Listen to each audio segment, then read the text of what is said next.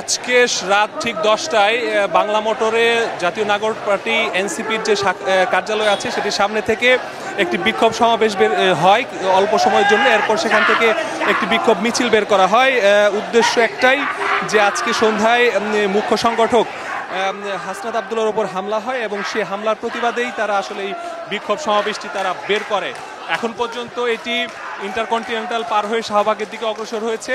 এখানে যারা ছিল সবারই আসলে একটাই দাবি যে তারা চান যে যেই ধরনের ন্যাক্কারজনক হামলাটি হয়েছে নাগরিক পার্টির মুখ্য সংগঠক যেখানে নিরাপদ নয় সেখানে যারা এই হামলায় জড়িত তাদের দ্রুততম সময়ের মধ্যে তাদেরকে গ্রেপ্তারের পাশাপাশি জড়িতদের সুনির্দিষ্টভাবে চিহ্নিত করে এর এমন দৃষ্টান্ত স্থাপন করা যাতে কেউ নাগরিক পার্টি নয় শুধু কোনো রাজনৈতিক দলের নেতাকর্মীর ওপর হামলার দুঃসাহস কেউ না দেখায়, এরকম দাবিগুলো তারা বারবার আমাদের সামনে তুলে ধরছে এবং স্লোগানে প্রকম্পিত হচ্ছে যে মিছিল, সেই মিছিলটি এই যে এই এনসিপির এই মিছিল ছাড়াও কিন্তু আজকে যখনই হামলার ঘটনা ঘটেছে এনসিপির যত শাখা রয়েছে যত কমিটি রয়েছে বেশিরভাগই কিন্তু রাস্তায় নেমেছে এবং তারা এই প্রতিবাদ জানিয়েছে।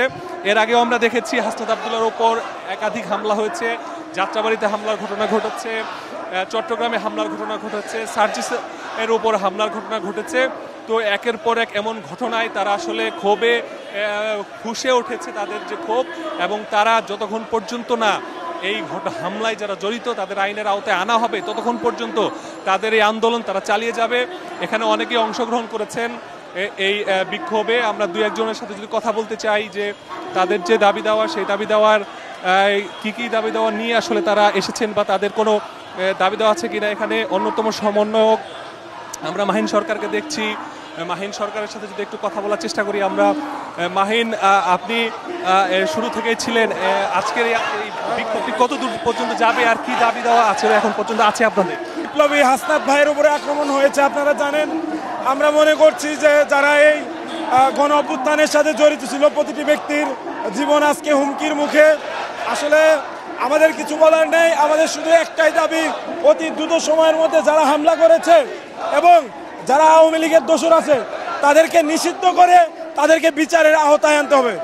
ধন্যবাদ মাহিন সরকার। তিনি অন্যতম সমন্বয়ক ছিলেন বৈষম্যবিরোধী ছাত্র আন্দোলনের, এখন যুগ্ম আহ্বায়ক হিসেবে আছেন নাগরিক পার্টিতে।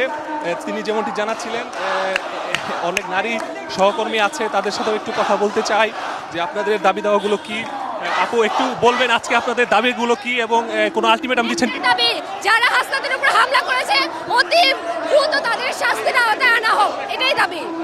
আওয়ামী লীগকে নিষিদ্ধকরণ করতে হবে অতি দ্রুত, নয়তো গৃহযুদ্ধ লেগে যাবে।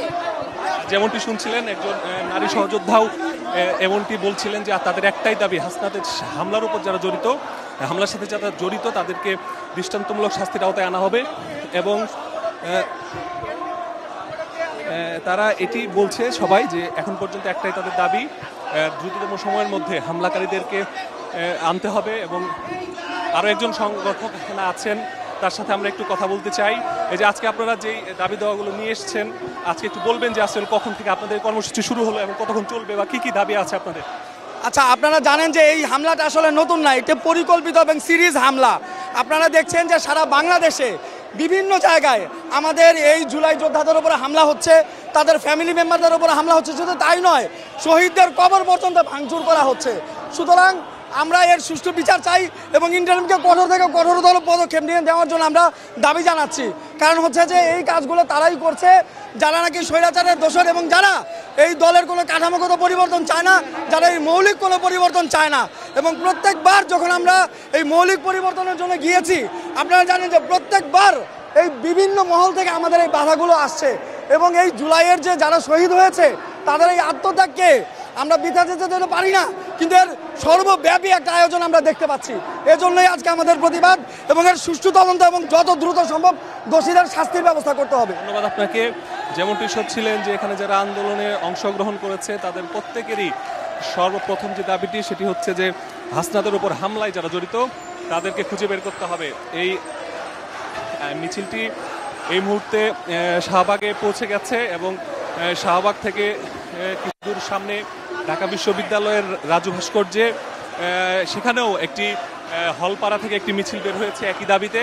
তারা হলপাড়া থেকে মিছিল বের করে রাজু ভাস্কর্যের সামনে জড়ো হয়েছে এবং এই মিছিলটিও সেদিকে যাচ্ছে কিনা সেটি এখন অল্প সময়ের মধ্যে আমরা জানতে পারবো। এছাড়া তাদের এই বিক্ষোভ মিছিল চলবে। এই বিক্ষোভ মিছিলের মাধ্যমে প্রত্যেককেই এই দাবিগুলো জানাচ্ছে যে শুধু হাসনাত আব্দুল্লাহ নয়, হাসনাত আব্দুল্লাহর উপর হামলার মাধ্যমে এটি পরিষ্কার হয়েছে যে যারাই এই আন্দোলনে অংশগ্রহণ করেছিল, গণ অভ্যুত্থানে অংশগ্রহণ করেছিল, প্রত্যেকেই এখন অনিরাপদ। প্রত্যেকের নিরাপদ ভাবে যাতে রাজনীতি করতে পারে সেই পরিবেশ তৈরি করতে হবে। নিরাপত্তার ক্ষেত্রে যে ধরনের ব্যবস্থা গ্রহণ করা দরকার সে ধরনের ব্যবস্থা যাতে এই অন্তর্বর্তীকালীন সরকার গ্রহণ করে সেই দাবি তারা জানিয়েছে। তারা কোনোভাবেই আর কোনো ছাড় দেওয়ার কোনো সুযোগ নেই।